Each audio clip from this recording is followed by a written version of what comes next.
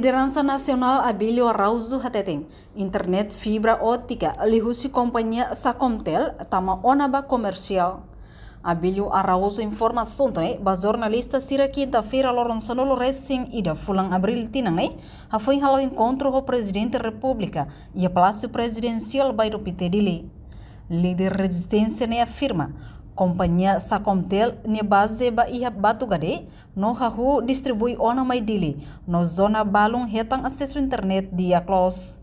Enquanto capacidade internet fibra ótica nebe oferece husi Sacomtel ne ho capacidade gigabyte tol nulo per second. Internet fibra ótica ne haubele dia ne kataka ita halo te traia e agora tamona ia comercial.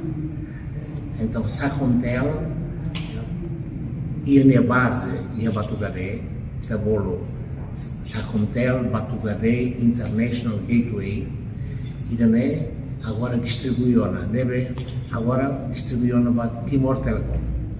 Timor Telecom agora liga ona se na posto ia Batugade, vai ter posto ia Batugade, então se hatama na mai di lá né Timor e se começa a fazer balu ia na acesso zona balu né e a confirmação que está dia lá lima mas bem capacidade da vez se só se temos se isso a verdade que está Sacomtel ne capacidade agora a tu vai Timor né 30 gigabyte per second mas bem se agora foi só se foi relação ruída né ida rua tolo neve dalle ritmo que se dificulta e estamos nell'ultima Sacomtel e na companhia decisiona e dara fosse Batugade lanço mai dili e tama mai dili e rasi loyona cai se leva departamento de BD ba companhia de B ba hotel ba embaixada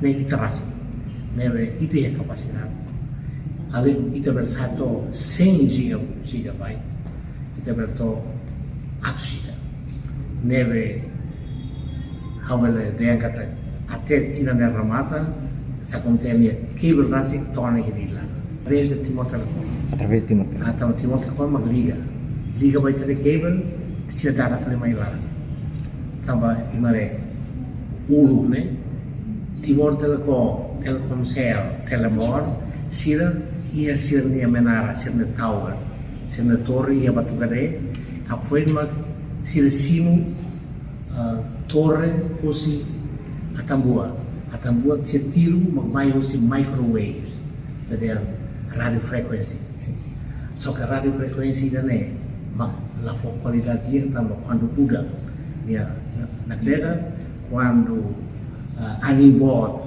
dia lá capacidade agora itu nia lá itu Sacomtel itu daga itu na cable ne tama Indonesia tama Indonesia e ia atambua e o manen mas kita liga. Reportagem Sabina Salsa, televisão Timor Post. Janela informação ba emogoto. Atua tem informação atual dia kliu. Kita haluha. Hane yang botão subscribe, like.